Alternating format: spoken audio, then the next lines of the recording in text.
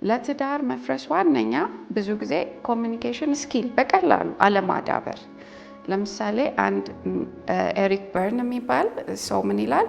ሁሌ ሰዎች ኮሚኒኬት ሲያደርጉ 3 አይነት ስታተሶች አሏቸው፣ ወይም ደግሞ ኢጎ ስታተስ ነው የሚላቸው።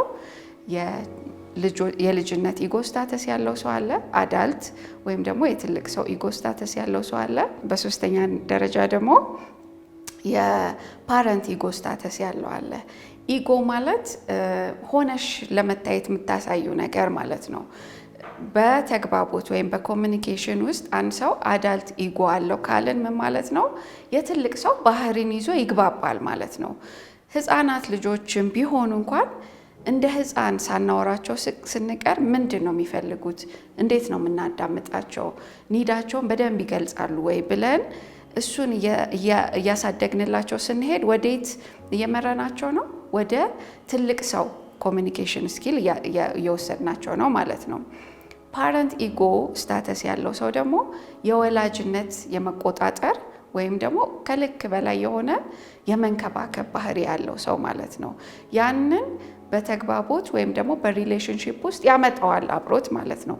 በሶስተኛነት ደግሞ ስሜታዊነት የሚያጠቃቸው ቻይልድ ኢጎ ስታተስ ያላቸው ሰዎች አሉ። እነዚህ ደግሞ አንድ ልጅ ቶሎ ይደሰታል፣ ቶሎ ይስቃል፣ ቶሎ ይበሳጫል።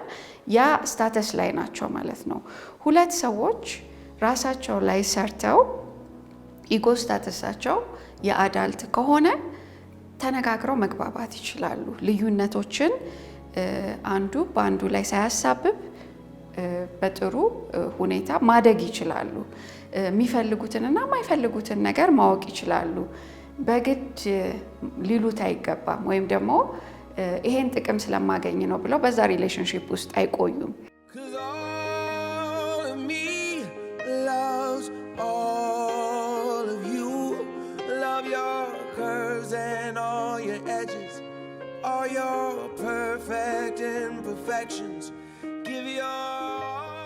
ስቴጆች አሉት አይደል? ፍቅር መጀመሪያ ላይ በጣም ፓሽን ይኖረዋል። ደን መጠላላት ወይም ደግሞ ልዩነት ያለ አይመስልም። ያ ሆኖ የሚቀጥል ይመስላል፣ ግን ያ አይደለም። ሪሌሽንሺፕ ሁል ጊዜ ልክ አበባ እንደምትጋርደንሽ ከተውሹ ምን ይሆናል? አረም ይወርሰዋል። የተለያዩ የማያስፈልጉ አበባ የማይመስሉ ነገሮች ይወድቁበታል። ስለዚህ አባንደን ወይም ደግሞ ወደ ማያምር ቦታ ይቀየራል። ስለዚህ ልክ እንደ አበባ መኮትኮት ሁል ጊዜ ጥሩ አድርጎ መያዝ ያስፈልጋል። ይኸውልሽ እንዲያውም እንደዚህ ከምኖር ቢበቃኝ ይሻለኛል። እሺ ምንድነው ቢበቃ? ምንድነው ቢበቃ? ምንድነው በቃኝ ማለት? ይሄ ነው ቀለበቱ ነው ያሰረው እና ይሄው ውሰዱ። ለምን አትወስደውም? ለምን አትወስደውም?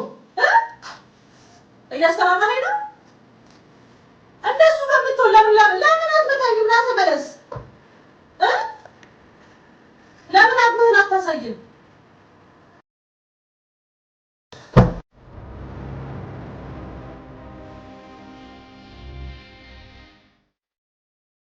ትዳር ከተደረገ በኋላ ፍቺ ቀላል አይደለም፣ ሆኖም አያውቅም። ጤናማ ለማድረግ ሰዎች ይሞክራሉ፣ ይሰራሉ፣ ጥሩ ግንኙነት አለን። አሁን ላይ ደግሞ እንደ ፋሽን የተያዘ ነገር ተለያይተናል ግን በጣም ጓደኛ ነን የሚባል ነገር አለ። እሱም እንደው መጥፎ ነው ባንለውም አይመረጥም። መለያየቱ ለምን አስፈለገ? ያን ያህል የመግባባት ደረጃ ላይ ከደረሱ ነገሮችን አቻችለው መኖር ይችላሉ የሚል ግምት አለኝ እና ያንንም እንደ ፋሽን አይቶ አይ ተለያይተናል ከማለት ይልቅ እንዴት ሜንቴን እናድርግ፣ ብሬክአፕ ካለ ወደ ዲቮርስ ሳይሄድ እንዴት ቤተሰባችንን ሳንበትን አንድ ላይ እንስራ ማለት ስራ ነው። ሰዎች እንዲያውም እርሊ የማይስማሙባቸው ነገሮች ላይ ማውራት ሲጀምሩ ጥሩ ይሆናል። ራሳቸውን መፈተሽ ይጀምራሉ። የመግባባት ክህሎታቸውን ይፈትሻሉ። ያ ማለት አበባ ሲኮተኮት ሲያድግ አይደለም፣ ሲቆፈር አይደል ስትንከባከቢው የሚያድገው፣ ልክ እንደዛ ማለት ነው። ካልሆነ ግን ሰርፕረስ እያደረጉት እየደበቁት እያመቁት የሚሄዱት ነገር አንድ ቀን እንደተባባልነው ለመለያየት ምክንያት ይሆናል ማለት ነው።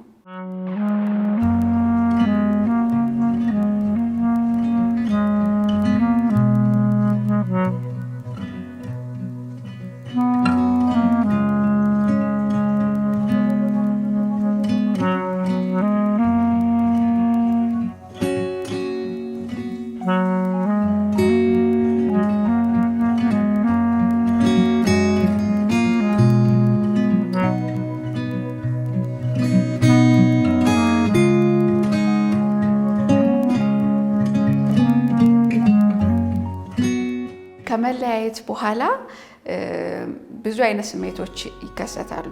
ሴቶች ስሜታዊ ነን፣ ቅርብ ነን፣ ለስሜታዊነት ቅርብ ነን። ያ ማለት ግን ወንዶች ስሜት የላቸውም ማለት አይደለም። በተለያየ በብዙ ካልቸሮች በብዙ ባህሎች ወንዶች የሚበረታቱት ስሜታቸውን እንዲወጡት ነው። ስለዚህ ግን ስሜታዊ አይደሉም ማለት አይደለም። ሴቶች ደግሞ ብዙ ሶሻል እንትኖቻችን ላይ እናወጣዋለን፣ እናለቅሳለን። ማልቀስም አይፈረጅብንም። ሴት ናት በቃ እያለቀስ ምን ሆና ይሆን ነው የሚባለው። ወንድ ልጅ ከሆነ ግን ምን እንደ ሴት ያስለቅሰዋል ነው የሚባለው። ስለዚህ ወንዶች በብዙ ካልቸሮች በእኛ ብቻ ሳይሆን ስሜታቸውን እንዲያምቁት ነው። ስለዚህ በሁለቱም ላይ ይጠናል። የምናወጣበት መንገድ ነው የሚለያየው ማለት ነው።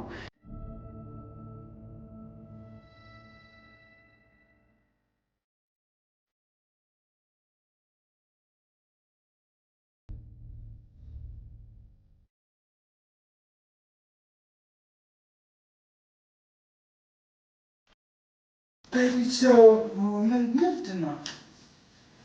ናስኪናስ ወዴት ነው?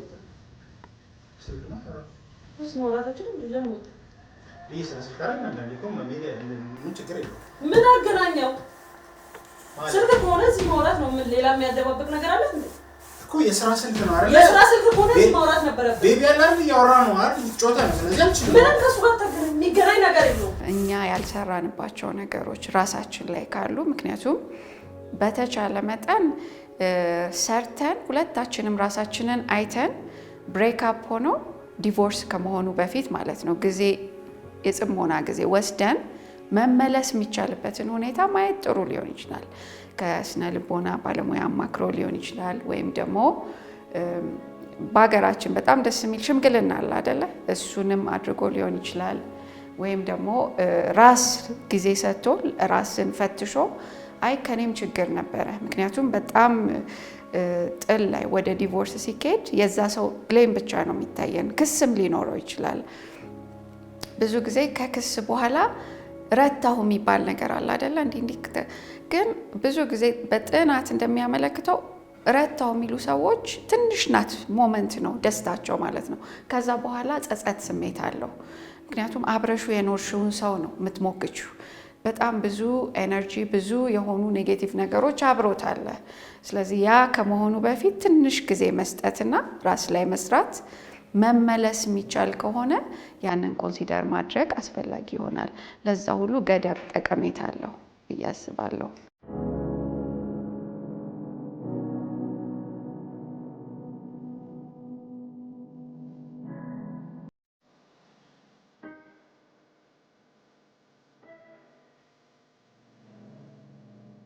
ሰው ስንባል እንዳለ ስሜት ብቻ አይደለም አይደል? አካል አለን፣ አእምሮ አለን፣ ከዛ ደግሞ ስነ ልቦናችን አለ፣ ቢሄቪየር እና ሜንታል ፕሮሰስ የምናደርግበት ሁሉ ነገራችን አንድ ላይ ነው። መንፈሳዊነት አለን። ያንን ሁሉ ነገር ነው አንድ ሰው ጋር አለመስማማት ደረጃ፣ በተለይ ደግሞ የኛ የምንለው አብረን ህይወት ይቀጥላል በደስታም በሀዘንም ብለን ቃል የገባንበት ሰው ጋር ሰላም አለመሆን ይሄን ሁሉ ነገር ነው የሚያሳጣ። ስትረስ ራሱ ፊዚካል ፔን አለው። እንደገና ደግሞ ነገሮችን ማሰላሰል ምን ያመጣል? ሃይፐርቴንሽን የሚባል ደም ግፊትን ያመጣል፣ የጨጓራ በሽታን ያመጣል፣ ስትረስ ያመጣል፣ ዲፕሬሽን ያመጣል። ብዙ አይነት የጤና መቃወስ ሰውነታችን ያስተናግዳል ማለት ነው። ምክንያቱም የተያያዙ ነገሮች ናቸው። የስነ ልቦና ቀውስ፣ አካላዊ ቀውስ፣ የመንፈስ ቀውስ፣ መቃወሶች ማለት ነው። እነዚህ ነገሮች እርስ በርስ የተያያዙ ስለሆኑ ሰውነታችን አካላችንም ላይ አንድ ነን አይደለም። እነዚህ ነገሮች ተዋህደው ያለን ነገር ስለሆንን እነዛ ነገሮች በሙሉ መዛባታቸው ለእኛ ሁለንተናዊ ጤንነት መጓደል መንስኤ ይሆናል ማለት ነው።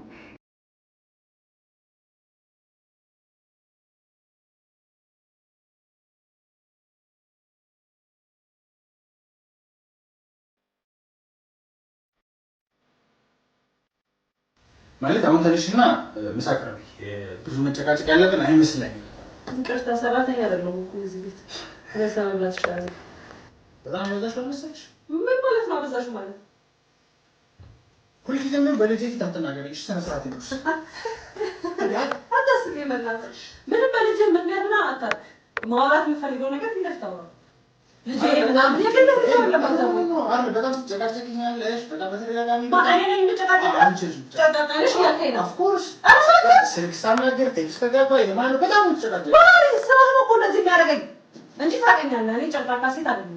መለያየት ላይ ስንደርስ መጨረሻ ደረጃው ላይ ሆኖ አይደለ የሚደርሰው።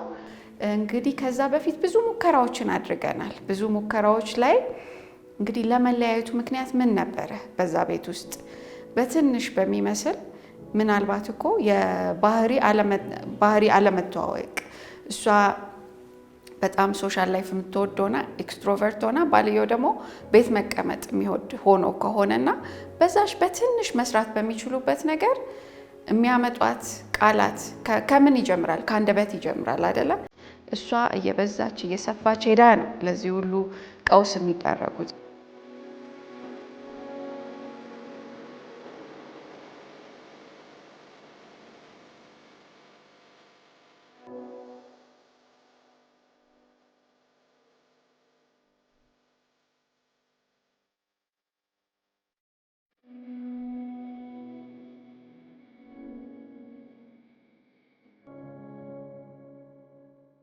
የመተው ስሜት እንዲሁም ደግሞ ብዙ የተደበላለቁ ሌሎች ስሜቶችም ስላሉ ማለት ነው። መጀመሪያ እነዚህ ስሜቶች ላይ መስራት፣ ኢሞሽናሊ ሄልዚ ሆኖ ኤክስፕረስ ማድረግ፣ መተዋችንንም የተተውኩ ሰው ነኝ ብሎ ሳይሆን መጀመሪያ ያለብን እንደዚህ ነገሮች ስሜቶቼን ብሎ ከስሜት ከደረሰብን ነገሮች ስሜታዊ ሳንሆን ስሜታችንን ተቆጣጥረን እንዴት አስተናግደ ነው እንደነበር ቀስ በቀስ ከራሳችን ጋር ጊዜ ወስደን ሊሆን ይችላል። ሌሎች ምናምናቸውን ሰዎች የባሰ ቁስለት ለማይዳርጉን ግን ጥሩ ጆሮ የሚሆኑ ሰዎች ጋር መወያየት ሊሆን ይችላል። እንደዛ አይነት ሰው በአካባቢያችን ካልሆነ የማይገምቱን ባለሙያዎች ጋር ሄደን የደረሰብንን ነገሮች ስሜቶቻችንን ማውጣት፣ ማልቀስ ካለብን መናገር ካለብን መናገር፣ የቀሩ ነገሮችን ማለት ነው። ያ የተዘበራረቀውን ነገር በትክክል ቅርጽ እንዲይዝ ያደርገዋል ማለት ነው።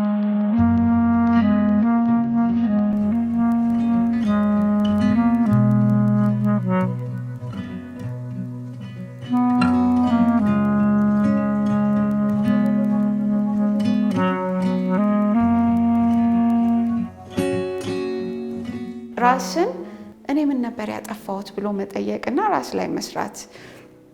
የእነሱን ጥፋት ነው እስካሁን ህመምም ያስከተለብን እንዲያርጎኝ እንዲያርጋኝ የሚል ማሰላሰል ስለሆነ አሁንስ እኔስ ምን ማስተካከል እችላለሁ ብሎ ቆም ብሎ ራስ ላይ መስራት አስፈላጊ ይሆናል። ሌላ ጥርት ያለ ኮሚኒኬሽን ማድረግ። አሁን ራሳችን ላይ ሰርተን በስድብ ወይም በውቀሳ የታጀበ ሳይሆን እንደ ትልልቅ ሰው መነጋገር መቻል። በተለይ ደግሞ ልጆች ካሉበት ትዳሩ ማለት ነው። ልጆችን ተላላኪ አለማድረግ። እናትሽ እንዲህ ብላለች እሱ ጋር ሲሆኑ አባትህ እንዲህ ብሏል አለማድረግ። በትክክል መናበብና መነጋገር። ከዛ ደግሞ እንደው እድል ካለ እድል መስጠትም አስፈላጊ ይሆናል። ይቅርታ ማድረግ ከባድ ሊሆን ይችላል። የተለያዩበት ሁኔታ በቃ ቶለሬት የማያደርጉት ነገር ሆኖ ሊሆን ይችላል። ግን ለይቅርታ ደግሞ ከሂደት ጋር ጊዜ መስጠትና ይቅርታ ማድረግ